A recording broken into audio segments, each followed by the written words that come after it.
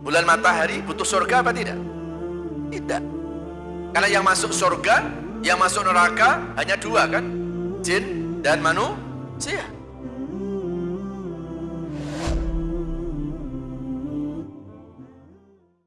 Maka kenapa manusia diperintahkan untuk ibadah? Karena disiapkan surga. Kalau matahari sama bulan, apakah matahari bulan itu butuh masuk surga? Enggak, Pak. Ini kan menjadi pelajaran, Pak. Menjadi perenungan buat kita. Kalau matahari, bulan yang enggak butuh surga saja mau tunduk kepada Allah. Loh, ini ada manusia yang setiap hari kepengen masuk surga, namun hidupnya kok tunduknya kepada dunia, tunduknya kepada hawa nafsunya, tidak tunduk kepada Allah Subhanahu wa ta'ala. Malu, Pak, sama matahari kita, Pak. Inilah cara Allah untuk mengajarkan nasihat kepada manusia. Jadi kalau kita mau belajar, Pak, nggak selamanya belajar itu dari ustadz, dari guru, tapi kita bisa belajar loh, Pak, dari alam semesta ini. Karena kalau kita belajar dengan manusia, manusia itu terbatas ilmunya. Tapi belajar dengan alam semesta itu adalah perguruan tinggi yang dibuat oleh Allah langsung, Pak. Alam tidak pernah habis ilmunya. Alam akan selalu memberikan inspirasi, alam selalu memberikan nasihat-nasihat terbaik untuk diri kita. Maka dalam hadis Rasulullah, Rasul mengajarkan apa? Tafakkaru fi khalqillah wala tafakkaru fi datillah. Sering-sering mentafakuri alam. Ya. Sering-sering kita mentadaburi alam ini. Karena alam ini banyak ilmu yang kita bisa gali di sana. Ya. Jemaah sekalian yang dirahmati Allah, satu saja, Pak. Coba kita merenungi ciptaan Allah yang namanya buah kelapa, Pak. Ya, sering minum buah kelapa, Bu? Ya.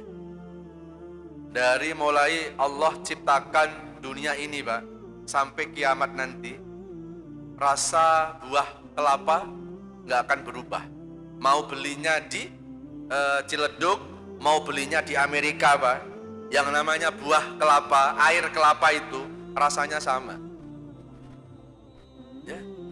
Kalau kita mau merenung sejenak saja, ini sebetulnya cara Allah untuk mendemonstrasikan, untuk memberikan edukasi, pelajaran kepada manusia, supaya manusia mengakui kemahabesaran Allah. Rabbana ma khalaqta hadza batila subhanaka faqina adzabannar. Ali Imran surat ketiga ayat 191. Enggak pernah loh, Pak, air kelapa itu berubah rasa, Pak. Kita cari koki, ya, yang ahli masak itu, ada saatnya masakannya nggak enak, Pak. Apalagi kalau tanggal tua, itu berpengaruh itu. Ya. Kalau Allah membuat sesuatu, Pak, tidak akan pernah berubah. Ya, inilah kemahabesaran Allah. Coba renungi lagi, Pak. Nggak usah yang jauh-jauh. Kelapa saja, banyak nasihat di sana, Pak. Ya, dari buah kelapa itu kita bisa merenung lagi kemahakuasaan Allah. Saya mau tanya sama Bapak Ibu, di dalam batok kelapa ada air. Duluan mana air sama batoknya? Ada yang tahu? Yang tahu saya kasih hadiah umroh gratis. Syaratnya siang ini berangkat. Duluan mana, Pak, batok sama air kelapa? Hah? Ada yang bilang air. Kalau air duluan, batoknya nggak ada, rembes kan? Pernah rembes nggak, Pak? Oh, kalau begitu bukan air duluan, Pak. Apa? Batoknya dulu. Kalau batok dulu dibuat, masukin air lewat mana, Pak? Udah satu saja lah. Ya. Cukup kita merenungkan buah kelapa, Pak. itu sudah cukup menjadi nasihat yang terbaik dalam hidup kita. Betapa maha besarnya Allah, betapa maha kuasanya Allah. Tujuannya apa Pak? Supaya manusia nggak besar kepala itu.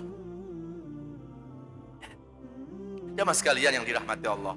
Ini kalau kita kembali kepada tunduk dimaknai dari kata aslam, alam itu tunduk semuanya kepada Allah. Kalau Islam diambil dari akar bahasa salima, ini beda lagi. Ya, kalau salima, yaslamu, salamah.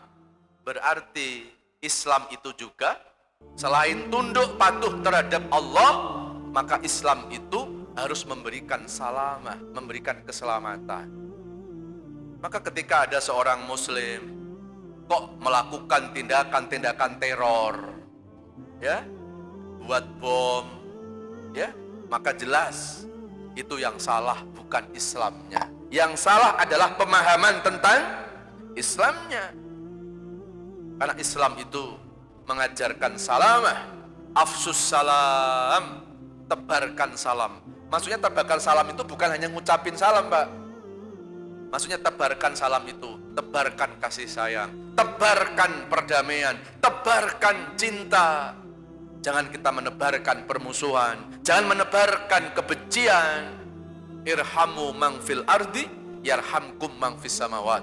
Sayangi yang di bumi, yang di langit akan sayang kepada kita. Wallahu fi aunil abdi, makanal abdu fi auni akhi.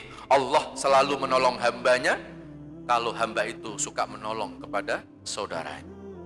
Jadi kalau kita memahami Islam dalam dua pendekatan bahasa, satu aslama, satu salima, maka sudah cukup itu menjadi nasihat buat kita. Bahwa seorang muslim harus tunduk kepada Allah, bahwa seorang muslim harus menjadi juru selamat buat orang lain juga.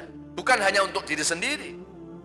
Karena muslim yang baik bukan muslim yang hanya mencari selamat sendiri, tapi muslim yang baik menjadi jalan keselamatan buat orang lainnya juga.